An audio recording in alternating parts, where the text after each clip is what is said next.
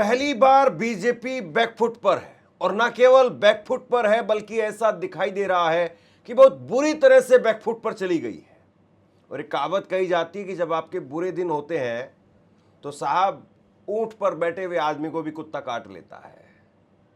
वो बीजेपी जो राम मंदिर के नाम पर, हिंदुत्व के नाम पर दूसरे लोगों की राजनीति खत्म करती आई, वो बीजेपी जो हिंदुत्व और राम मंदिर के नाम पर, राम के नाम पर जो दूसरे लोगों को रामद्रोही, मुसलमान, न जाने क्या क्या साबित करती आई, आज वो बीजेपी कटघरे में है, आरएसएस कटघरे में है।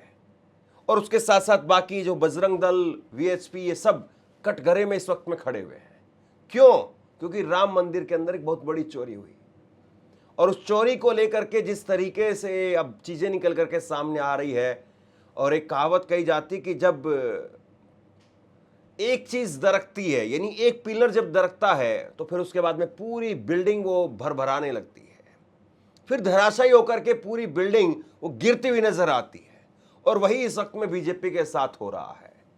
अमित शाह, कभी भाजपा ये सोच भी नहीं पा रही होगी कि अमित शाह के ऊपर इस तरीके से हमला बोला जाएगा और बीजेपी को डिफेंड करना पड़ेगा। अमित शाह, उनको सीधे तौर पर कटघरे में घसीटा गया, अमित शाह पर सीधा हमला बोला गया और अमित शाह से केजरीवाल पूछ रहे हैं 5 सवाल।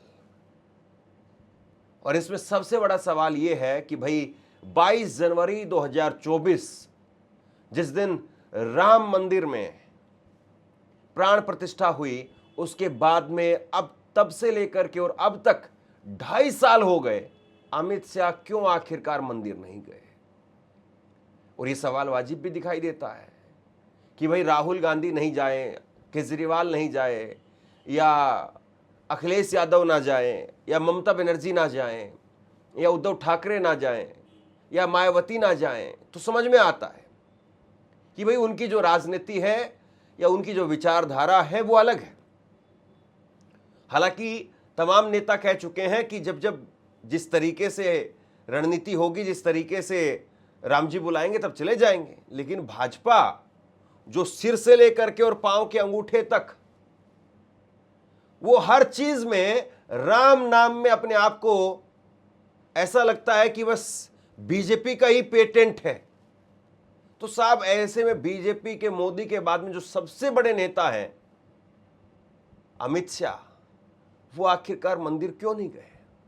42 बार उन्होंने अपनी रैलियों में अलग अलग जगह पर जिक्र किया, वो मंदिर क्यों नहीं गए? और इसी पर आज अरविंद केजरीवाल ने 5 सवाल दागे। आप पहले एक बार जरा अरविंद केजरीवाल को सुनिए, 5 सवालों पर विस्तार से क्या कुछ वो कह रहे हैं, एक बार सुनिए आप।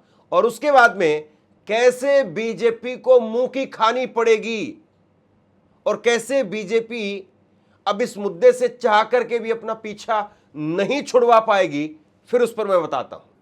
अयोध्या स्थित श्री राम मंदिर का प्राण प्रतिष्ठा का आयोजन 22 जून 2024 को हुआ था। तब से लेके आज तक 2.5 साल हो गए हैं। अगर एक तरह से देखें, प्रिसाइजली 891 दिन, 891 डेज। इन 2.5 साल में, यानी कि श्री राम मंदिर बनने के बाद से देश के नंबर 2 गृह मंत्री श्री अमित शाह जी राम मंदिर में एक बार भी श्री राम के चरणों में अपना मत्था टेकने के लिए नहीं गए हैं। इन 2.5 साल में अमित शाह जी एक बार भी राम मंदिर नहीं गए हैं। कुछ दिन पहले कुछ लोगों ने आके मुझे ये बताया था, मुझे यकीन नहीं हुआ। सबसे ज्यादा भगवान राम के नाम का दुरुपयोग करने वाले लोग जब से राम मंदिर बना, राम मंदिर में रामचंद्र जी के दर्शन करने नहीं गए। मैंने कहा ऐसे कैसे हो सकता है? फिर मैंने नेट पे चेक किया, चैट जीपीटी, परप्लेक्सिटी, ये वो सब जगह चेक किया। सब जगह से आया कि there is no record of his visit to Ram Mandir. फिर मैंने पत्रकारों, यूपी के कई पत्रकारों को फोन किया, उन्होंने अपने अपने रिकॉर्ड चेक करके बताए। उन्होंने कहा ये बात सही है कि वो राम मंदिर नहीं गए हैं। फिर मैंने अमित शाह जी की टाइमलाइन पे जाके देखा कि अगर वो गए होते तो कहीं तस्वीर होती, कहीं कुछ ना कुछ होता। वो राम मंदिर नहीं गए। इन 891 दिनों में उन्होंने 42 से ज्यादा बार अपने भाषणों और इंटरव्यू में राम मंदिर का जिक्र किया है, और इनमें अधिकतर बार भगवान राम और राम मंदिर के नाम पे वोट मांगे हैं। वोट मांगने का टाइम है, भगवान राम के नाम पे वोट मांगने का टाइम है, लेकिन भगवान राम के चरणों में आशीर्वाद लेने जाने का टाइम नहीं है। तो मैं आज अमित शाह जी से 5 प्रश्न पूछना चाहता हूं। आप राम मंदिर क्यों नहीं गए? ये मैं नहीं पूछ रही, देश की जनता पूछना चाहती है, आप राम मंदिर क्यों नहीं गए? दूसरा प्रश्न,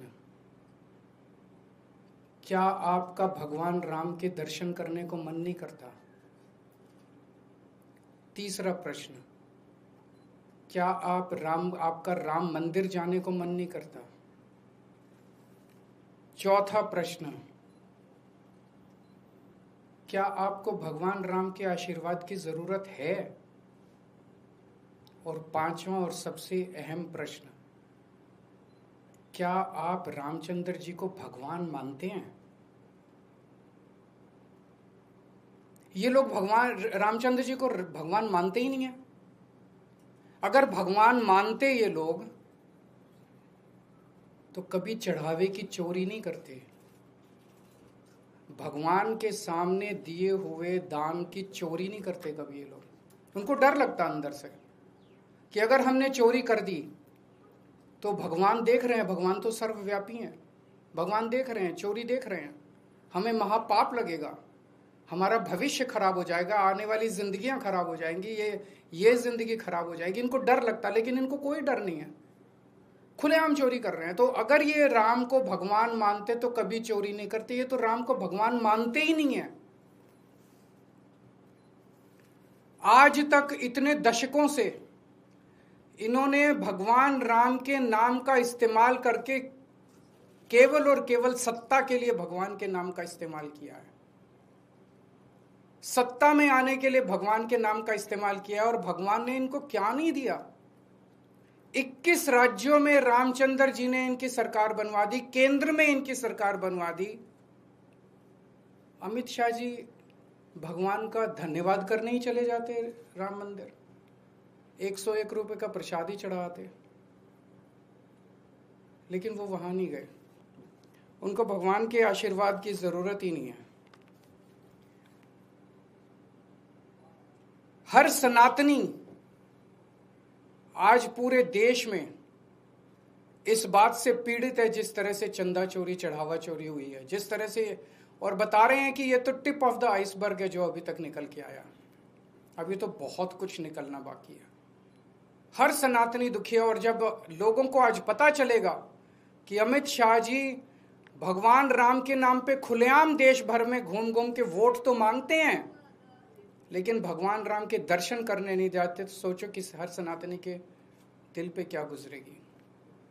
इन्होंने सनातन को केवल और केवल सत्ता और पैसे के लिए इस्तेमाल किया है। अब सवाल यह है कि अमित शाह क्यों नहीं गए, और अमित शाह वो ऐसा भी नहीं है कि हिंदुत्व को नहीं मानते हो।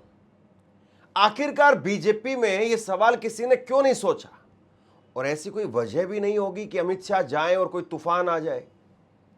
अमित शाह आखिरकार अभी तक क्यों नहीं गए, और ये सवाल अब बीजेपी के ऊपर उल्टा आकर के गिर गया है। कई बार ऐसा होता है कि चीजें हमारी आंखों के सामने होती, बस केवल उनको हेडलाइन में ला दिया जाता है।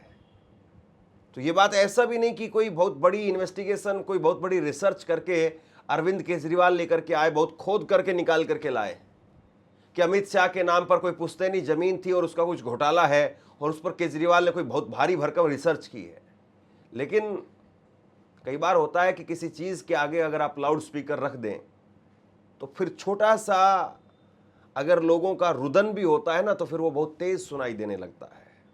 और इस वक्त में वही हो रहा है। बीजेपी बहुत बुरी तरह से फंसती हुई नजर आ रही है, फंसी हुई है बीजेपी, और 27 का चुनाव सामने है। और अब अगर ये जाते हैं अमित शाह साहब, तो फिर कहीं ना कहीं सवाल खड़े होंगे कि भैया 2.5 साल में नहीं गए तुम, और अब जो है वो जा रहे हो, गृह मंत्री आप हो, कानून व्यवस्था जिम्मेदारी आपकी है, और आप डबल इंजन की सरकार, राम मंदिर नहीं जा पाए, तो अब जाएंगे तब फिर फंसेंगे, और अभी तक 2.5 साल में क्यों नहीं गए, यह अपने आप में बड़ा सवाल है। तो बहरहाल केजरीवाल ने एक तरीके से अमित शाह को फंसा दिया है, यह तो साफ तौर पर दिखाई दे रहा है। आप क्या सोचते हैं नीचे कमेंट सेक्शन में लिख करके जरूर बताइए। इस वीडियो को लाइक कीजिए और चैनल को सब्सक्राइब जरूर कीजिए। शुक्रिया, थैंक यू।